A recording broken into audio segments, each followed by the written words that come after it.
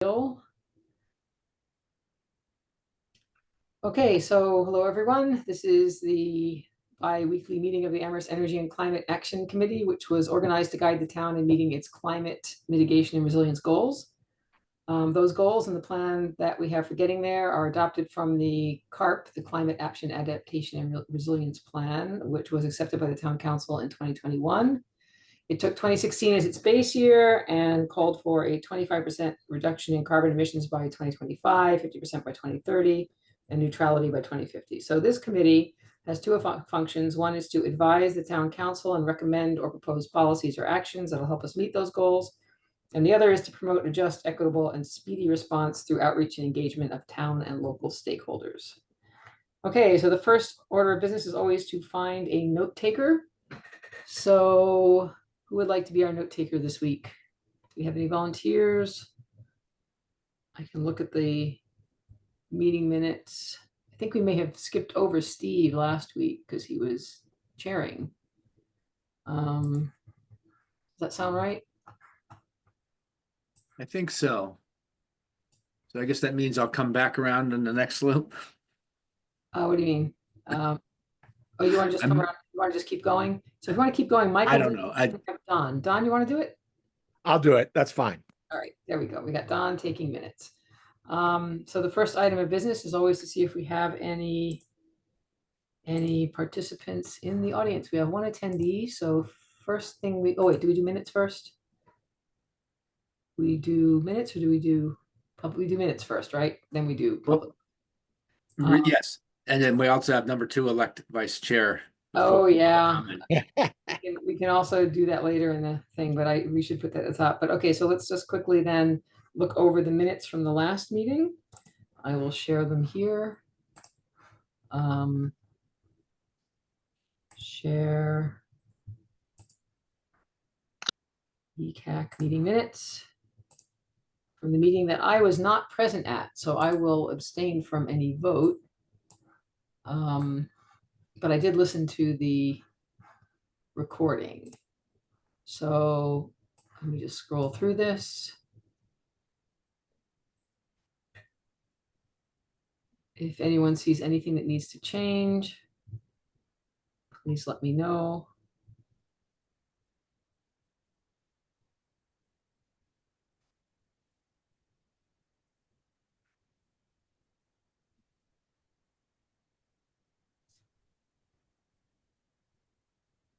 I'm just scrolling through slowly. If I need to go slower, you should all have a link though on your own computers.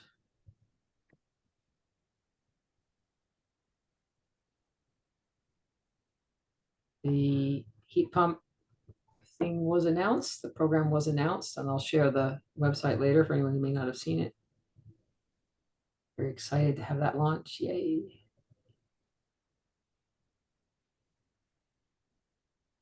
Okay, and that's it. So if there's we need a move to accept the minutes or amend the minutes.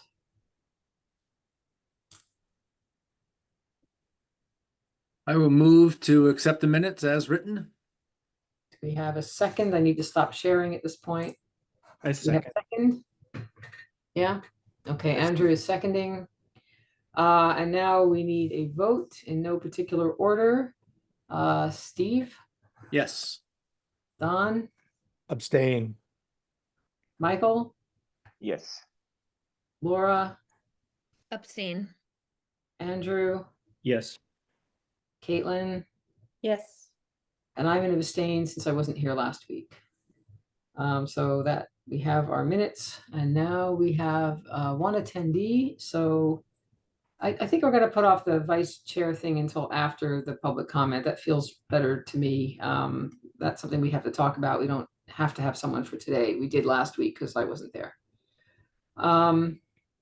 Okay, so this is the time then for comments from the public. If you have a comment, raise your hand and I will try to figure out how to bring you into the meeting. I've not done this before. I think I can figure it out. Yes, I can. I see how to do it. So if there's a comment, please raise your hand. comment or a question? If there's not, then we will proceed with our, I do not see a hand up, so we will proceed with our agenda. So first thing on the agenda is a vice chair. So we really do need somebody who can step in when I'm not there and who can eventually, hopefully, take over as well. It's not, I have to say, most of the work for this committee gets done by Stephanie. A lot of what the chair does is just brainstorm a little bit about, other things we can be doing. I meet with Stephanie for anywhere from 5 minutes to a half hour every other week. And depending on what there is to discuss. And, that's a little extra time there, but it's interesting time. It's time well spent finding out what's going on in the town and what things we need to be looking for next. The other part of the job that's a bit more of a pain is the annual report that we're supposed to do. But again, we can get a lot of help from that. How much help the chair gets from Stephanie on that, I think, is partially up to the chair. And I also get help from you guys when I do that. If you've been working on something, I ask you to write me a paragraph about it. So it's not a huge big deal. It's a little bit of work. And it does make a difference, right? This is something that we can actually do and make a difference at when the rest of the world is in chaos. So I should say, are there any nominations for vice chair? I'd be willing to give it a shot. Don, Yay. all right. I'll second that nomination. To give it a shot. Okay, Don. All right, Don has offered to serve as vice chair. Are there any other nominations before we put it to a vote?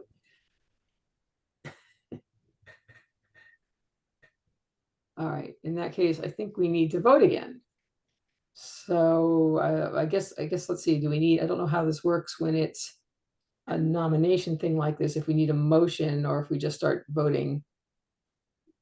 So to play it safe, why don't we get a motion in a second to do a vote for vice chair based on one nomination? I'll make a motion to vote for vice chair. All right. I second that motion. Okay, we have one candidate. That's Don. Who seconded? Oh, sorry, who seconded? Andrew. Andrew, okay. The second time you've seconded. Andrew. Second time's the chair. All right, in that case, let's just go ahead and go around again. Steve, Yes. Don, Yes. Andrew, Yes. Caitlin, Yes. Laura, Yes. Michael, Yes. and you can put me down for a yes too. So congratulations, Don. You are the new vice chair of the ECAC. Yay. Woohoo. All right. It's what happens when you volunteer to do the minutes. Everything stacks up on you then. Right. All right. So let's see. Next on the agenda, let's go back to the agenda here. Oh, that's the wrong date. Looking at the wrong agenda. Okay, so review of the draft letter regarding the UMass climate plan. So Laura, I saw you just sent something like a few minutes ago. Do you want to lead that discussion? Share that with us, or should I share it? Sure. I didn't actually send anything. I think I was just responding to some of your comments. So Right. Should I share the letter, or do you want to? Why don't I go ahead and share it since Okay. I open? You had a few things you wanted to discuss, so let's do that and then get this puppy sent to the town. Yeah, so just being as cautious about open meeting law as possible, I did make a few of the changes that were just, I think, mostly editorial. Like you had suggested here to call it natural gas instead of fossil fuel, so I put that in. You made this suggestion that you believed this sentence could be strengthened. So I went ahead and took your suggestion. I originally had said, making it the largest source of emissions on campus. You had suggested making it the Yeah. second largest source of GHG emissions from a single facility in our region, surpassed only by the Mass Power Plant in Springfield. I did double check, and I believe that's correct if I understand my towns in Massachusetts well enough. So, You think the Mass Power Plant is in Springfield? well, so here, actually, let me stop sharing and I'll share the data too here. Yeah, Because there's a power plant in West Springfield, a natural gas power Mhm. plant in West Springfield. oh, maybe that's it. The only reason I know is I represented the project manager in an investigation into that particular power plant. Yeah, it says, so if, I don't know if you guys can see this. Mass Power LLC in Mass Springfield. Power LLC in Springfield. I mean, Okay, we could just simplify this and say, making it the second, we could take out this Yeah. last part and just Yeah, making it the Yeah. second largest one in our region. Okay. yeah, that was, there's another thing that people say about it. The UMass Climate Mitigation Plan calls us the largest emitter of among the state agencies, but I couldn't find data for that. So, as a state entity, I think if they did their, if their data is correct, UMass Amherst is the largest single single carbon emitter among the state agencies. So I don't know if that's, like I say, I couldn't find that data, but I could find this. Yeah. I think this is fine. I think it's proving the point that it's a large source of emissions. So Right. we need to spend much more time on it. But I just wanted to confirm with everybody that they were okay with that change before I accepted it. Yeah. Okay, I'm seeing shaking heads. Okay. You had suggested noting that this is in direct conflict with their published decarbonization plan. Yeah. I felt like we didn't necessarily need to add that. It might add confusion. So, Okay, that's fine. You don't have to put it in. um, I get a little incensed about it yes, because they still have UMass Carbon Zero signs all over campus and they're selling the campus based on it. yes, that's true. But we also want to try to keep this short, so I'll I just, agree. okay, so you had suggested the correct statement is that they may create as much or more. So I made that change, but I just want to Yeah. confirm with folks. So this is referring to feedstocks, depending on the source of the feedstock, they may create as Yep. much emissions due to land use change. So I've learned a lot more about this since we first started talking about it. And I looked into how California does its renewable, they have a renewable fuel standard. And in that renewable fuel standard, there is a model that was first created by the DOE that is used to determine how much carbon the land use changes and transportation and refinement cost. And what they do is they get reports from these companies that are supposed to have the data in it as to where they're sourcing their fuels from and how they're transporting them and refining them and everything else. And they run it through this model and they come up with some numbers, and the companies do that themselves. And then somebody, independent consultant in California, is supposed to double check them. But the problem is, and this is really interesting, and those numbers for renewable diesel in particular run from about 25 to 65, at the high end 80% of diesel. So in other words, they make less pollution than diesel, but not a whole lot, not an order of magnitude, not factor of 10. We're talking 25 to maybe 65% is sort of 60% is sort of near the average, I think, maybe 50%. But the problem is, if you look at where their fuels are coming from, last week, I think it was last week, Brazil announced it was spending $2 billion on renewable diesel. It was investing $2 billion into renewable diesel. So Brazil, that's going to mean soy and palm oil replacing rainforest, right? And if you look at what these places claim, where they're getting their oil from, corn oil, how does it work? Okay, used cooking oil is the single, about half of the sources. If you look at all the sources, all the California renewable fuels, that are certified by California. About half of them are using renewable used cooking oil, which is not believable considering the Mhm. scale of it. And used cooking oil is palm oil, right? Is palm oil, is soy oil, is whatever oil you can get to cook with. So they're displacing, right? Even if you're using something that you're calling used, you have to buy more. And they've created the market for the used stuff. So that's, palm oil is coming in there. I'm sure, I'm certain. It also comes in, a lot of the companies say they are globally sourcing a particular oil. And if they're globally sourcing it, one company has 60 different, Neste, the company that UMass wants to buy from, has 60 different countries that they buy from. And you can sort of guess that it's not really equal amounts from 60 countries. It's probably wherever it's cheapest this week.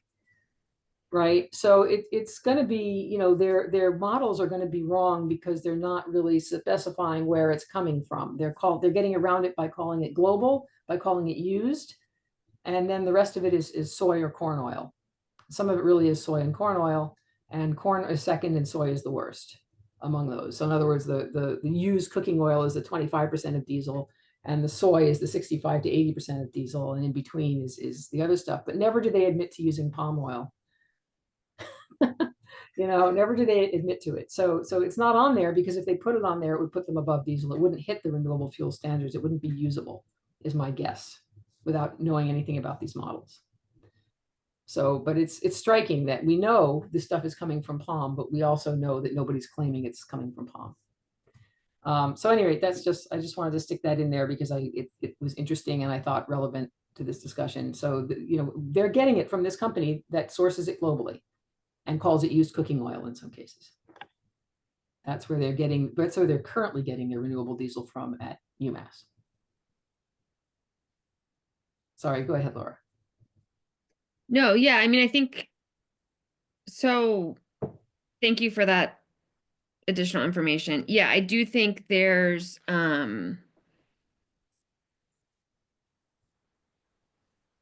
I think it's fine to say as much or more emissions here. Yes, that's what it boiled down to that. But If anybody has concerns, speak now. Okay. And then so this was the other suggestion you had. I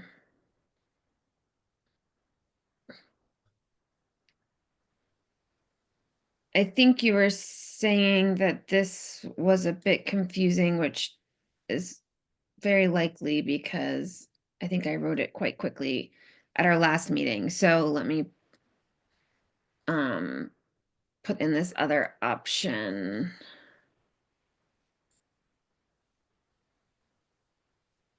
yeah, so we had the permit. And we also noticed that in that or maybe we just make this one sentence, right? We note that the DEP permit to allow the use of renewables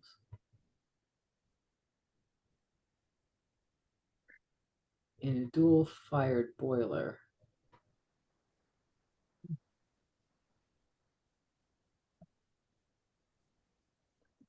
Including renewable diesel.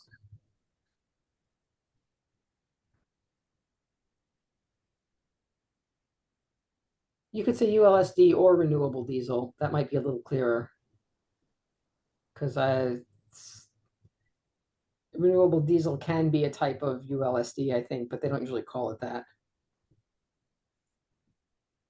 Just like regular diesel, it has grades. Yeah. What are the air quality? Oh, okay. So this is actually a different question. Yeah, there are two things going on, right, that I wanted to be clear about. They're already using it in a boiler. But that's small change. That's 100,000 gallons burned this winter. They want to use it in the cogeneration plants. They want to retrofit the cogeneration plant to burn diesel. The boiler already burns diesel. The cogeneration plant would need to be retrofitted. Mm-hmm. And it's not particularly easy. They would have to, if they wanted it to be reversible, they would have to engineer it to be reversible. You're not going to have a dual fuel, I think, cogeneration plant, but you can have a dual fuel boiler. So So there's two separate things. One is they're already burning it in one boiler, one heating system, Okay, backup for their cogeneration plant. They have about 5 or 6 boilers in addition to the cogeneration plant that they have to have it. They have to have enough capacity to heat campus with just boilers, because up to 10 days a year, I think, their natural gas, their methane gets cut off by Eversource or whoever provides it as part of the deal they have with purchasing the gas. So if Eversource really needs it for other customers, they can cut them off. So that means on the coldest days, UMass doesn't get natural gas, so it has to burn its own liquid natural gas or diesel in its boilers, not in it shuts down the cogeneration, or it uses it shuts down the cogeneration plant, takes electricity from the grid and makes its own heat with boilers. yeah. And there's also days when the cogeneration plant is just down, right? Because it needs to be serviced or something. So So I think these are two slightly different things, but they're getting to the same point. So I think we can combine them into one. I guess I don't necessarily think that this is the right question to ask in this letter, which is like, what are the air quality and health impacts of this relatively minor use of renewable diesel? I think what we were trying to get at here, which I can wordsmith a little bit, is just that it sounds like what I need to say is, I want to make it really clear that there's two things. You know, how there bad are is it two already? things, but we also want to make this as simple as possible. And so what they currently do, I think we shouldn't be concerned with in this letter. What I think we need to be concerned with in this letter is that they're proposing a much larger use of renewable diesel, which Right. permit shows has significant increase in NOx, Okay, right? agreed. So I So think what are you that know- last thing, what are the air quality and human health impacts of using renewable diesel in a 10 megawatt cogeneration plant as opposed to using methane? That's the question then. Right? Yes. Using. Okay, I don't know what just happened. Whoops. I like the both of these pollutants are, I like that last sentence in that one. Okay, so we know the use of ultra-low significant over natural gas. What are the air quality and human health impacts of I would be specific and say of switching the 10 megawatt cogeneration plant to renewable diesel, so that we know which switch we're talking about. Okay. Impacts of right after in your first bullet, ignore the second one. Yeah, just I know what you're saying. I can make that change. So Okay. I don't need to do it right this second, but I'll make that change. Okay, And then that's it. and then that's it. And then I think we're good. Yeah. So So, with- yeah. So with clearing that up, I think at this point, how do we want to send this? Laura, do you want to send it for ECAC, or do you want both of us to sign it? Did we make a decision on that? I forget how that worked. So I think you should send it it's signed the Town of Amherst Energy and Climate Action Committee. So I guess we just need to confirm that everybody's comfortable with that. Yeah, And if so, then I think you should send it to Okay. the manager and maybe CC the town council and yep, the usual thing. All right. I will do that then. So as long as we agree that this is what we want to send. So with that change, is everybody comfortable with this letter? Do I have I don't think we need a vote on this, but let's just go around and it'll be a vote, but I don't think we need a motion. Do you support? So Steve, do you support the letter Yes. with the changes? Michael, Yes. Andrew, Yes. Caitlin, Yes. Laura, yes. Don, Yes. and I do as well. So I will go ahead and Laura, if you want to clean it up, I'll go ahead and send it with with a CC to Paul, with a CC to the town councilors. Great. All right. Good. Okay, now I gotta get back to where are we next? My notes. Okay, Amherst Sustainability Festival. So, next thing on the list is Sustainability Festival, which I think is was it the 20th? Let me get my calendar up. Now, usually I put together a sign-up sheet for this. We're getting close enough now, and I'm going to be away part of March. In fact, I think I'm going to miss am I going to miss it? I'm not sure yet, but hang on a minute, March, April. Yeah, I'm going to be away part of March and possibly miss. No, I'm not going to miss one. Okay, good. So March, April. Still, I think we should start thinking about this. Where is it? I thought I had it in my calendar, but I don't see it. Is it the 20th? Does anyone know? Or the 19th? You're talking April? The Sustainability Festival. Yeah, April. I think, I want to say that's Easter, Holy Yeah. Saturday. Yeah, so I think it might be So the it's 26th. 26th. Yeah, the Yeah. 26th. Okay. Okay, thanks. Somehow it didn't make it onto my calendar. I usually put it on right away. Okay, so and let's check. It should also be in the last minutes too. Wasn't it in the minutes when that is? Yeah, I just checked. It's April 26th. It is the 26th. Okay, good. So usually what happens for this is we show up at someone has to show up at 8 or 9 o'clock. It starts at 10, but you need to show up early to set up. So we usually have volunteers, and this is something I really hope all of you can help participate in. If you're out of town, that's one thing, but if you're in town, please volunteer to spend at least an hour sitting in the ECAC booth, engaging with the public. This is our big chance to do outreach.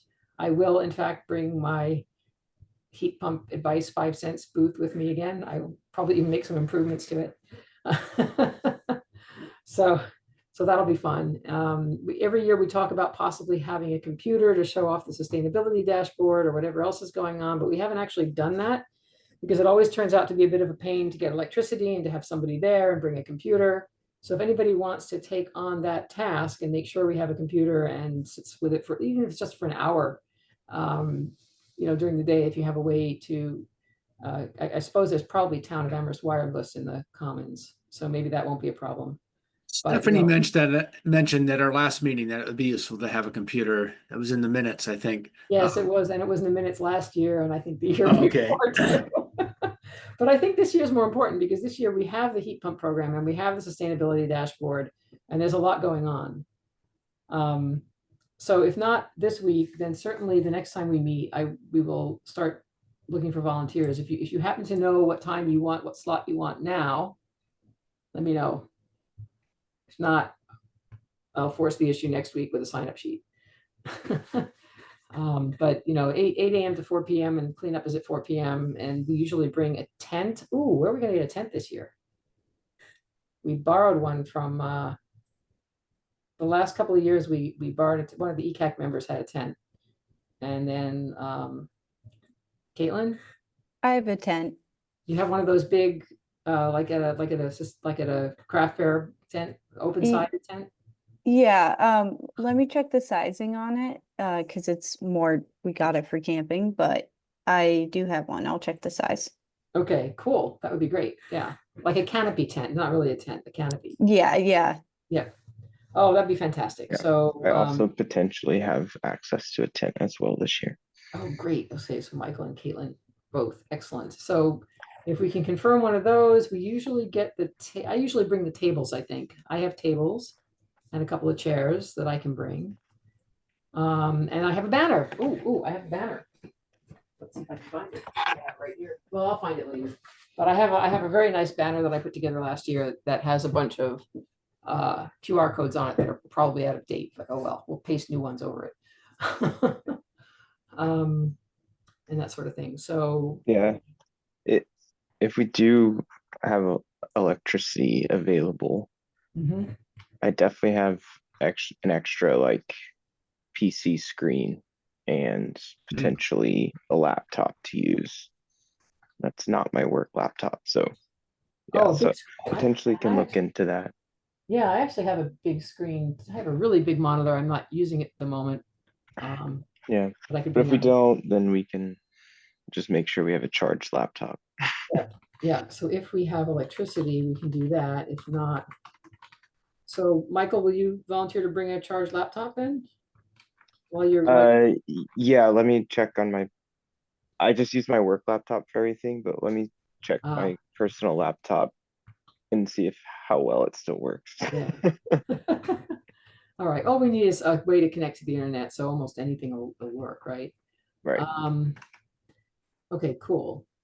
So think about what times. I don't think we have to quite do signups yet, but please hold that date. It's exactly 2 months away, right? Almost exactly. 26th, is that what we just said? Yep. So yeah, 2 months away. And at the next meeting, I will put up a sign up sheet and we'll start getting organized around that. It's pretty fun and it's pretty informal. We usually have, if not pamphlets, some sort of brochures or something with the QR code for people to go to the heat pump program or Mass Save, different places. And it's always fun. All right, so I don't think we need to do too much more on that right now, unless anyone else has anything to add. Go ahead, Caitlin. I just have a quick question.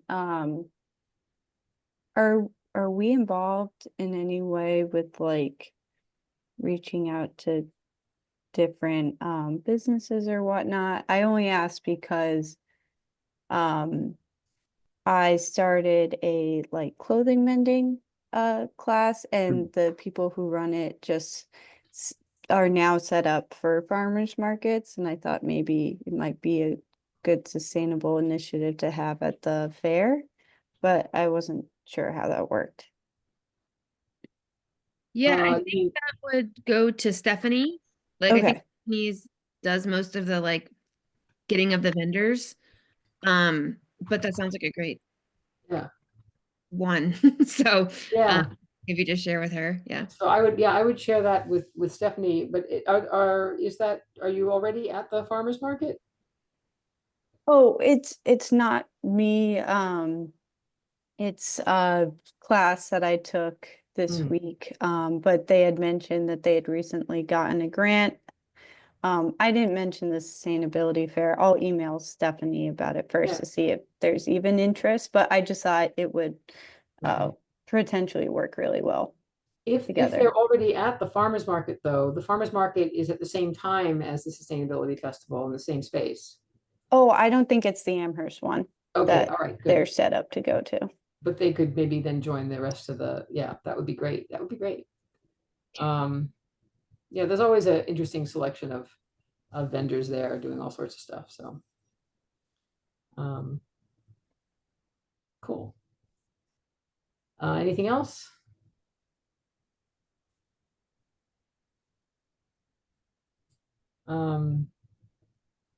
Yeah, otherwise, the only other, I'm just thinking, this group has talked about outreach to, it sort of is a nice segue into the next thing, which is we've often done outreach to, or tried to do outreach around things like, Don has been working on trying to keep track of the PACE program, which is money available to businesses to green their buildings, right? To renovate their buildings and their space in a green way. And we haven't done a lot with that. I've always sort of wished that we would do more with it. The Sustainability Festival is one way where Stephanie does most of the outreach and brings people in. But as far as getting information out to them about what's going on, what funding is available for them to, do an energy transition, to do their own energy transition, that's a little, I think it's one of our weak points. I don't know, Don, you're up next. So do you have any updates on PACE or anything like that? I don't, but I think that's an interesting idea to have some sort of information separately for me to put together. I will be around this year. I was away last year. For the purposes of getting it out to the public. I mean, as you know, PACE is really geared toward developers, Yeah. and business developers, as opposed to the people who are going to be wandering around the the sustainability fair or festival, but it can't hurt to put out some information. You know, That's a good idea.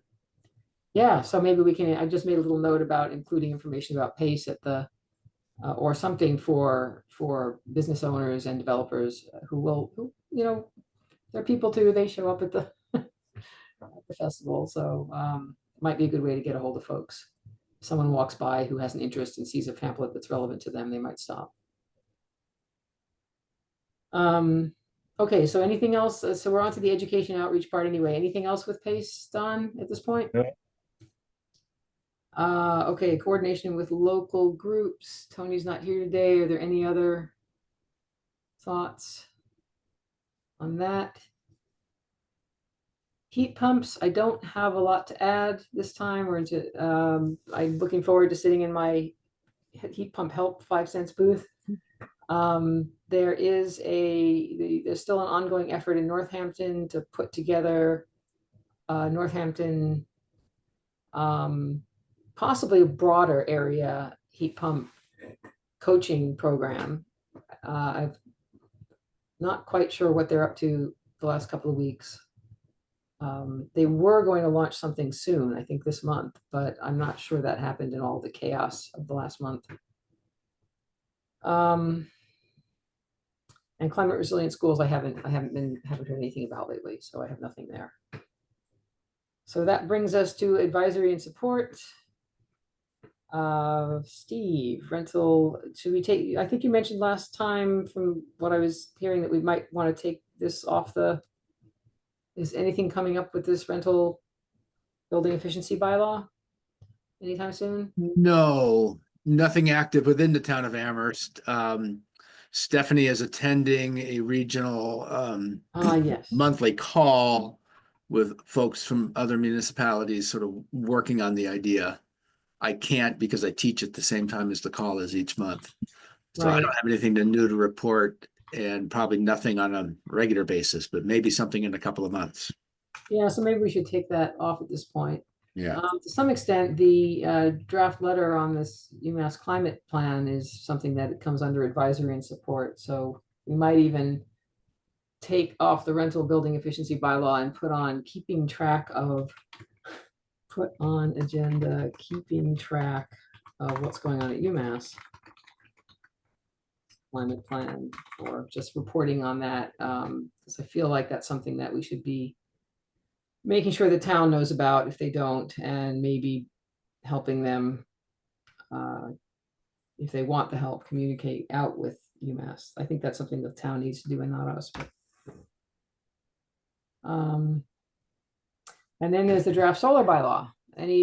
Was there a meeting since last time? I believe there was a meeting last week, which I did not attend, and there is another meeting tomorrow. Let me just double check my calendar. Yeah, tomorrow afternoon. It seems they're now meeting 4 to 5:30 p.m. There was a meeting a couple of weeks ago, but they did not have the right Zoom link. And so the public could not attend. So they had to cancel that meeting. They rescheduled it. I think that was the one that was rescheduled last week when I wasn't able to attend, and another one tomorrow. So from what I can see on their agendas, they are still plugging away letter by letter, sentence by sentence, making changes to that bylaw. I'll try to connect in with it tomorrow afternoon and be able to report back at our future meeting, our next meeting, where they're And at. that's the CRC meeting? Yes, that's the CRC. Yeah, the Community Resource Committee of the Town Council. Right. Okay, well, it'll be interesting to see where that's going with all the changes. Transportation is Tony. There is one thing that and he's not here today, but there is one related thing that I became aware of last week as I was preparing a talk for my students on how the various actually, this is why I had to miss the last meeting. This was 2 weeks ago now. There was sort of an not emergency meeting, but I had to put together a meeting for the graduate students in the physics department about how all these new policies were going to be affecting them.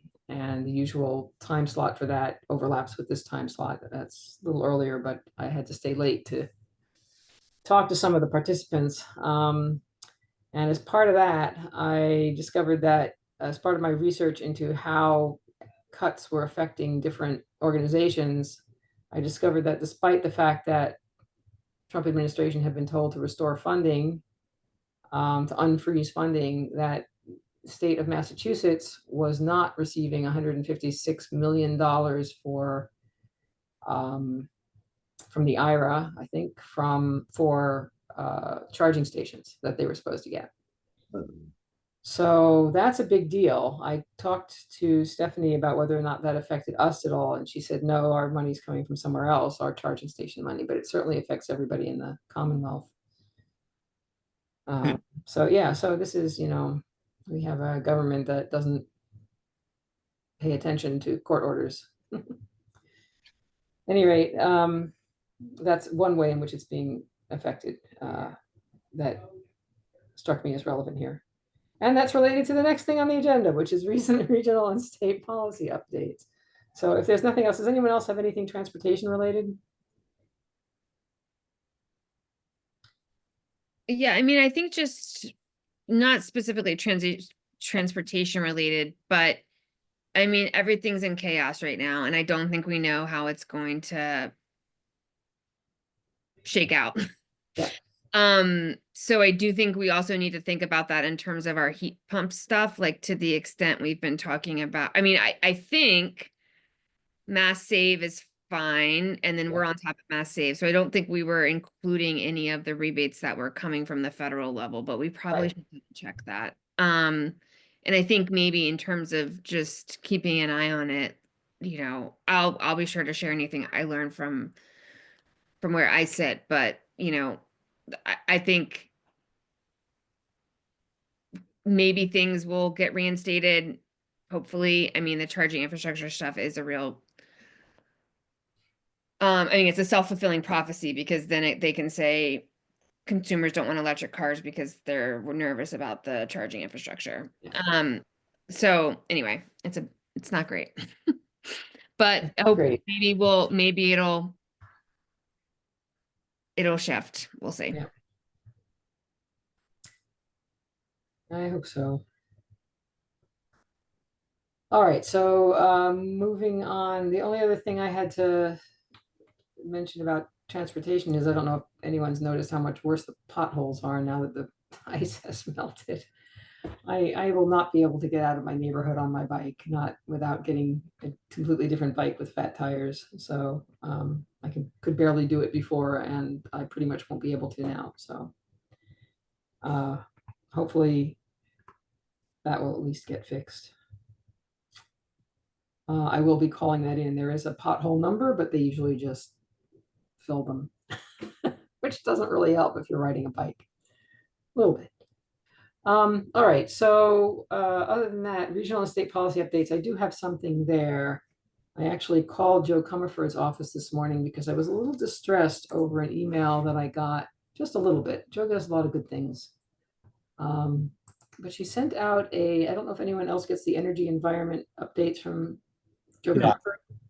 I do, and I have it in front of me actually. So Yeah, so do I. So you may have more to add to this. I can share my screen if you want. I have it in my email.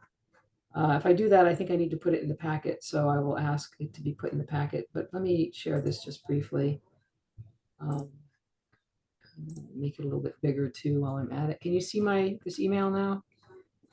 Yeah. Yep. Let me go ahead and collapse this and make this bigger. All right, so most of this stuff is fine, but the thing that caught my attention right at the top is this legislature passed significant and necessary clean energy legislation. However, provisions in the new law amended the way the state defines clean energy to newly include both nuclear fusion, which is just silly because it's not going to be here anytime soon, when she recognizes that, and also pumped hydro storage power plants, which I have no objection to, so long as they're done with some sensitivity to the environment. I mean, they are disruptive. The thing that I was concerned about is that Joe seems to be very much against pumped storage. And every type of energy has environmental impacts, right? If you're putting in the solar array, if you're putting up wind, it's a matter, there has to be some subtlety involved here, right? If you're doing pumped hydro storage, you're talking about taking the top of a mountain like Northfield Mountain and dedicating it to making it into a reservoir. And it is disruptive to the environment, right? But it's a matter of degrees. We have a real problem, the big problem that will prevent, I think, the energy transition from happening as quickly as it needs to, is what do you do when the sun doesn't shine and the wind doesn't blow, right? This is a daily struggle for power companies. And you can see it in where power is coming from during the day. At night, they turn on the oil plants, right? They turn on power plants that burn oil and coal, not coal around here, but in some places that burn fuel, are used at night, along with a certain amount of battery storage and nuclear where it's available. But those oil plants are the primary backup for oil and natural gas plants are the primary backup for wind and solar. Batteries are fairly short term. You can't, they run out. And so do, to some extent, these pump storage facilities, although they have a little more, they often have a little more storage capacity, right? So it's really a matter of degrees here. And I don't understand how we're going to ever get to 100% without being able to do things like pump storage facilities. So that's the alternative that power plants are doing, that they're trying to call green the same way UMass is. And this is why I was so incensed about UMass doing it, because of the example it sets. They want to use renewable diesel. This is how they're going to, quote unquote, shave the peak, deal with it when there's not enough green energy, renewable energy. They want to be able to burn renewable diesel or other biofuels, which is much worse than using, in its carbon impact, than using a storage facility, a water, a big water tank, basically, that uses gravity to make energy.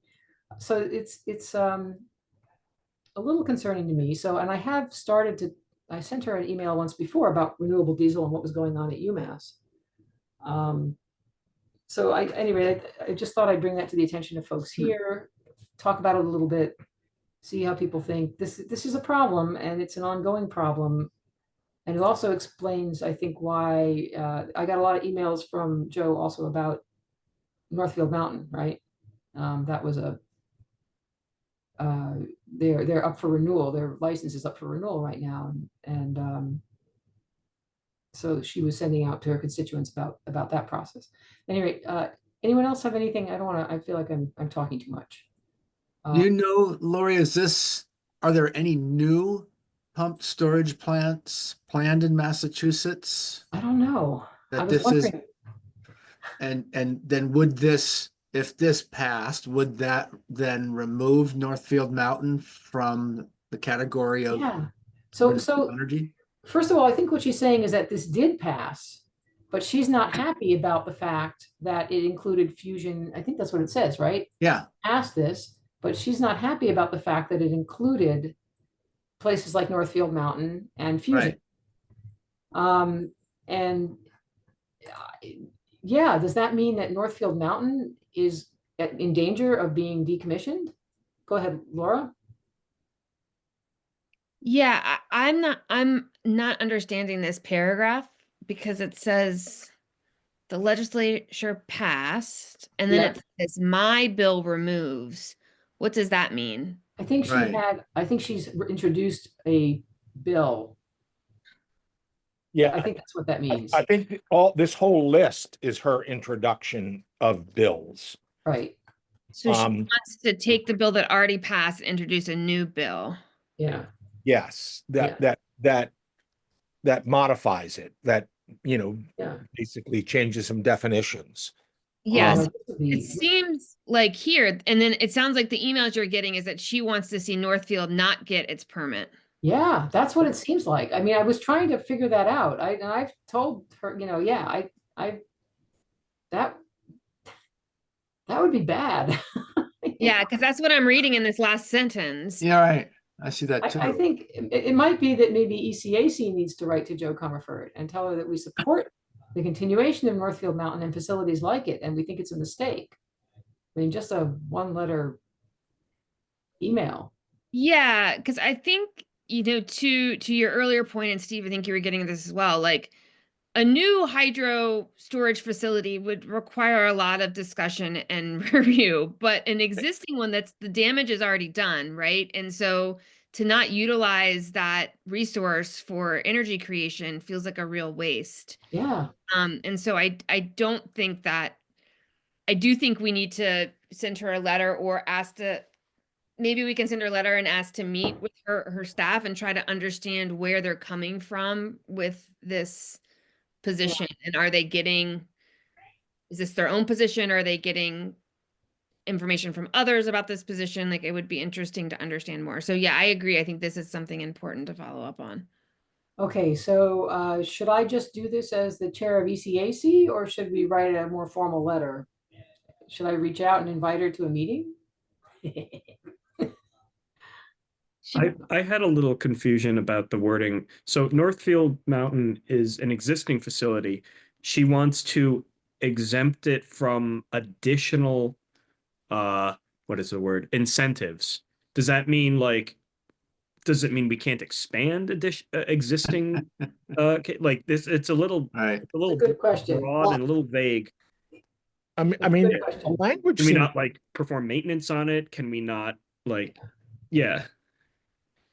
That's my Yeah, I don't know. And that's a good question. And I think maybe we need to talk to her about it. I did reach out. I had a long discussion with the intern this morning, but they referred me to her regular aide whose name begins with a J. I always forget his name. Is it Jacob or I think it's Jay. Any rate, I got a letter from him already.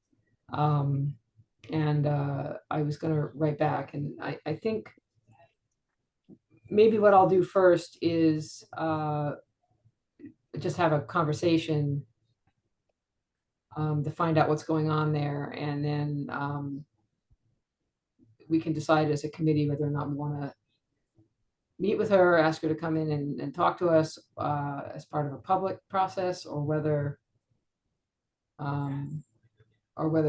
we should just, as ECAC, send her a letter. Yeah, I think I would support that. Yeah, you, Lori, finding out a little bit more before we get too excited over this, or Yeah. And maybe some point in the future inviting her to an ECAC meeting is appropriate, but I think it should be more than this Right. particular topic. I would If we agree. go to the trouble for that. Yeah. And then it might be useful finding out, what about this bill that she has filed? Does it have any chance of passing, or is it totally symbolic? Yeah. I mean, it could. Yeah, that's a really good question, Steve. And that was actually the first thing that popped into my mind. Is this just, there are people who live in the vicinity of Northfield who've been very vocal about, I think, wanting it to not be there, which I find also very strange, because I have climbed Northfield Mountain on many occasions and skied around it, and it's pleasant. It's not, you get to the top and it's not, okay, it's a big concrete reservoir, but it's not immediately visible. It's not as objectionable as having windmills or solar panels right in your backyard, for example.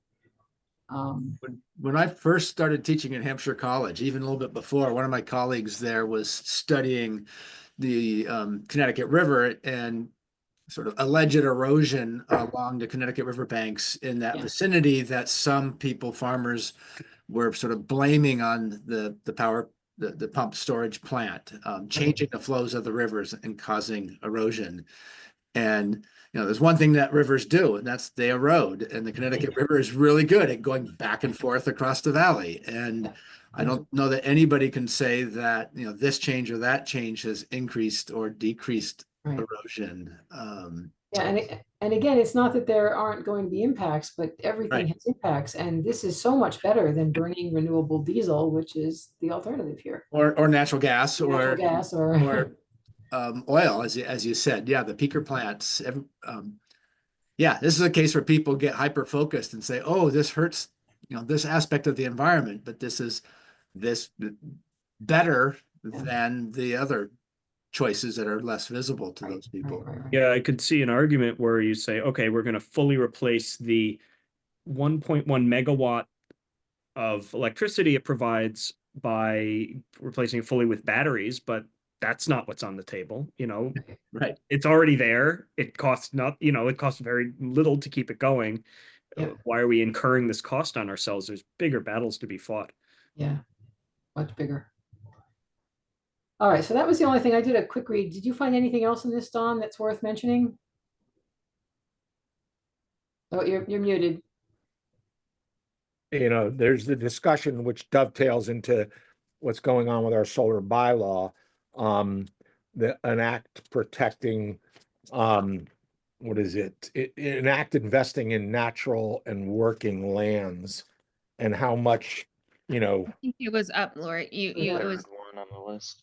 yeah, Everyone, so, there it is.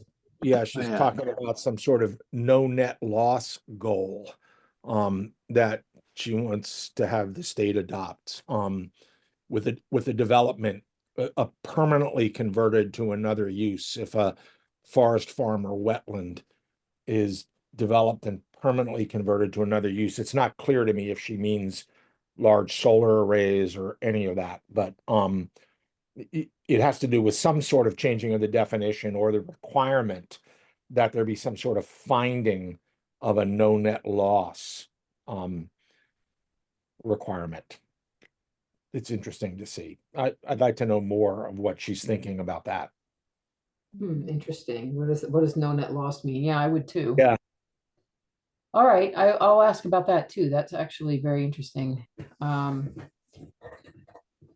right, Be okay. curious if this applies to housing development and other kinds of commercial development, because something like 3 times more natural working lands are destroyed every year for housing development than for solar. I mean, it would seem to argue that, Steve, when a parcel is developed and permanently converted to another use. I mean, Right. a subdivision is another use. Housing is a pretty definite permanent conversion. Solar is not. Yeah. But it does end with, developments like solar and battery facilities at the end. So I suspect it's targeted more at preventing solar and battery facilities than it is on preserving land. And I don't know Yeah. why solar fields are not considered working land. They're pretty darn good working lands, in my opinion. Yeah. We're going to get, I've seen in news feeds that I get other states, Maine and That's- Vermont, Connecticut, nuclear, fission nuclear is coming back into, Big time. not into vogue, but people are considering it and states are considering developing it and considering it. So if we don't develop renewables, we're probably going to see more nuclear power development around New England. Yeah. Did we talk about small modular reactors? I think. Yeah, we did a little bit a couple weeks ago, I think. Yeah. Yeah, they're coming. They're coming. Yeah. And I would so much rather see pumped storage than nuclear. Well, and that's the message. I don't know if we're ever going to do like an educational campaign or something, but people need to sort of look at what the options are and decide Yeah. which is the least worst. Not look at one and say, oh, it has an impact, we can't do it, and then allow something else to go forward that's far worse. So yeah, that's people have a real hard time with that comparison. It bothers me very much that solar and battery facilities are being picked on in this and not development. Yeah. If they're gonna have a law like this, an act like this, I wouldn't object that there's some sort of accounting being done for, is this for the greater good or isn't it? But to pick on solar and battery facilities is highly suspicious. Right. There are so many other things that destroy land. Yeah, and I think I would just reiterate Steve's point that solar is not necessarily permanent, and it could be an opportunity for a farmer to keep the land within their own ownership and make money off of it in a 20-year time frame, and then they can do what they want with it after that, versus selling it off to a developer, which is not gonna. So I think there's again a lot of nuances here, and whether this is really supported by the farming community, I think would be another question I would have. Right. Yeah. All right, so I will stop sharing. Everyone okay with this? I think I will, somebody make sure in the notes, in the minutes, because I didn't write it down, that I will reach out to Joe Comerford and start a discussion about this. I've already started it anyway. I might as well continue it. Yeah, and just to reiterate, Lori, I would definitely try to see if you can get any information on like if they have concerns about, the environmental impacts of the Northfield site, for example, like if you could get any references or any citations that they can share so that we can look at those, and that might help us craft any Right, we want to make. response, right. Okay, I could make a few notes for myself, so hopefully I won't forget. All right, moving on. I think we're up to staff updates, but there's no staff here today. So we have ECAC member updates. Anyone have any updates?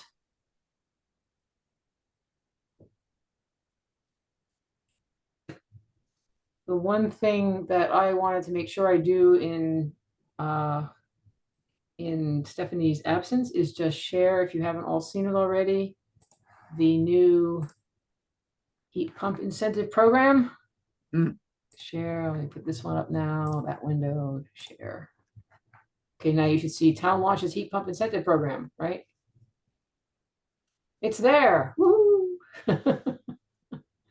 And Stephanie wanted to encourage, I think she said this last time, or I don't remember if this was last time or when I was speaking to her, that people should start signing up for this. And they're already doing a few, they're starting with a few pilots.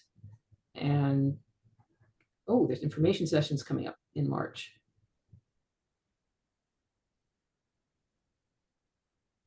Oh, March and September, so it's going, yeah, and at the Sustainability Festival. So there's a lot of information here. It's nice to, have a look at, but definitely reach out to your networks, let them know this is now here, have them sign up. I guess beginning April 1st is when they'll make it. They can contact folks now, but I guess the official start isn't until April 1st.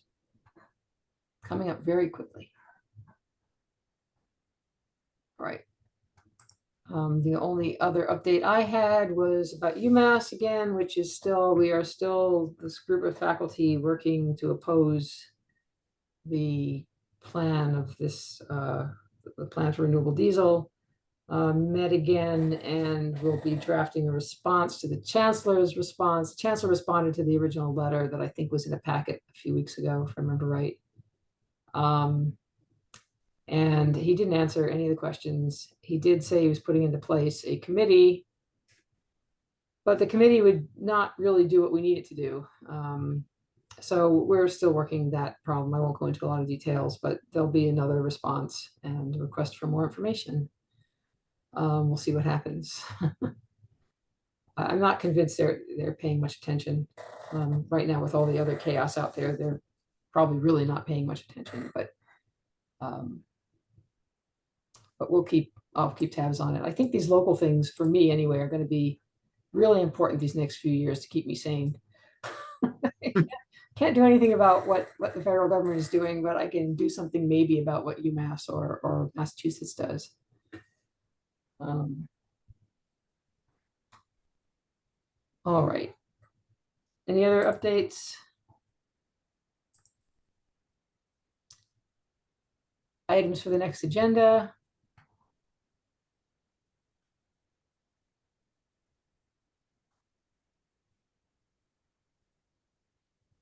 I think we took one off. If I remember, we'll take off the rental building efficiency bylaw and maybe swap in the UMass climate plan around advisory and support. Just make a swap there. I think we need to sort of keep an eye on, since it's such a big part of the town, on what the university is doing.